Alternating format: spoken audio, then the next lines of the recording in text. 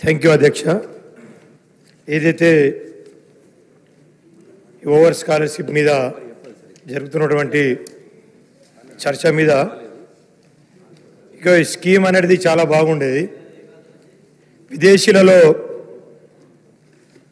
చదువుతున్నటువంటి పిల్లలు ప్రతిరోజు మాకు ఫోన్లు చేస్తూ ఉన్నారు. ఏదైతే రెండో మూడో విడత ఏదైతే బకాయిలు ఉన్నదో చెల్లిస్తలేరని చెప్పేసి వాళ్ళు విదేశాలలో నానా తంటాలు పడుతూ ఉన్నారు. ముఖ్యంగా రాష్ట్రంలో కానీ నా నియోజకవర్గంలో కానీ అయితే అన్ని కులాల వాళ్ళు ఉన్నా కానీ ముఖ్యంగా గిరిజన విద్యార్థులు మాత్రం చాలా ఇబ్బంది పడుతూ ఉన్నారు. ఎందుకంటే వాళ్ళ తల్లిదండ్రులు మార్కెట్లలో రోడ్లలో ఎక్కడ 2% 3%తో డబ్బులు దొరుకుతుందా, ఆ డబ్బులు తెచ్చుకొనైనా కానీ కనీసం వాళ్ళకు పంపించాలని చెప్పేసి వాళ్ళు పడుతున్నటువంటి తండ్రులు నానా గోసలు చూడలేక చాలా ఇబ్బంది పడతాం అధ్యక్ష. ఎందుకంటే గిరిజన పిల్లలు వాళ్ళు చదువుకోవాలని చెప్పేసి అప్పుడు పెట్టినటువంటి బృహత్తమైన స్కీమ్ ఇది.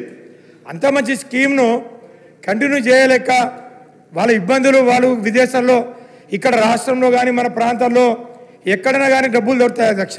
కానీ విదేశాల్లో ఎక్కడి నుంచి చేస్తారన్న అధ్యక్షాలు రాత్రి పగలు ఫోన్లు చేస్తూ ఉన్నారు.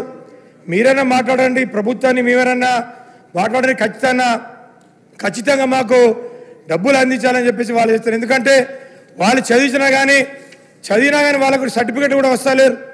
ముఖ్యంగా అయితే వారితో పాటు చాలా ఇబ్బంది పడుతున్నారు కాబట్టి వాళ్ళకు న్యాయం చేయాలి.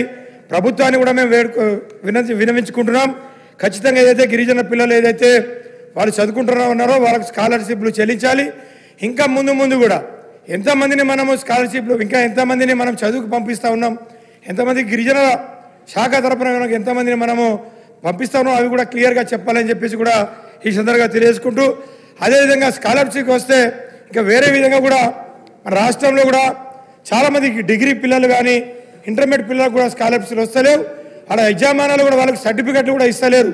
చదువు పూర్తి అయినా కానీ వాళ్ళకు కూడా సర్టిఫికెట్లు ఇస్తలేరు అధ్యక్ష. కాబట్టి దీని మీద మీరు ప్రత్యేకంగా చొరవ తీసుకొని యొక్క పరిష్కారాన్ని చూపాలని చెప్పేసి కోరుతా ఉన్నాం. Thank you. గౌరవ సభ్యులు